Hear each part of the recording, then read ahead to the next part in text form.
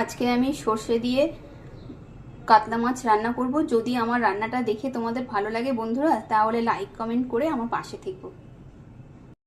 সর্ষে দিয়ে কাতলা মাছ বানানোর জন্য আগে মাছগুলোর গায়ে নুন হলুদ মাখিয়ে নিচ্ছি। নুন দিয়ে দিলাম, হলুদ গুঁড়ো দিয়ে দিলাম। এবার মাছটা মাখিয়ে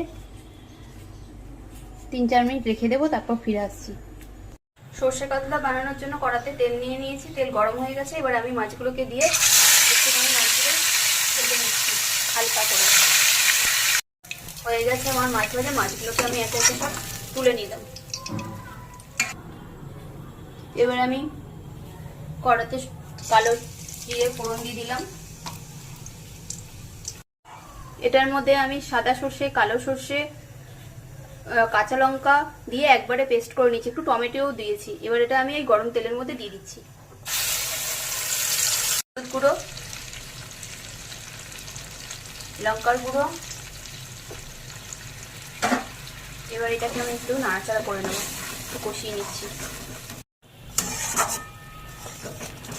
সর্ষেটা আমি নেড়ে ছেড়ে নিয়েছি, এটা হয়ে গেছে। এবার এর মধ্যে জল দিয়ে দিচ্ছি গ্রেভির জন্য।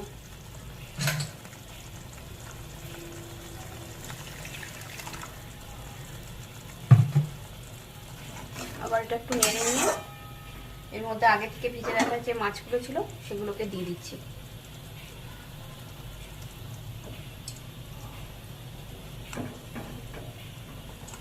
এই মাছগুলোকে দিয়ে আমি 10 মিনিট ফুটতে দেবো, তারপর আবার ফিরে আসছি। 10 মিনিট হয়ে গেছে। এবার আমি 4টে কাঁচা লঙ্কা চিড়ে রেখেছিলাম, সেগুলো ওপর থেকে দিয়ে দিলাম। এবার গ্যাস অফ করছি। আমি নুন দিয়েছিলাম কিন্তু বলতে ভুলে গেছিলাম। তো এইবার রেডি হয়ে গেল আমার সর্ষে কাতলা।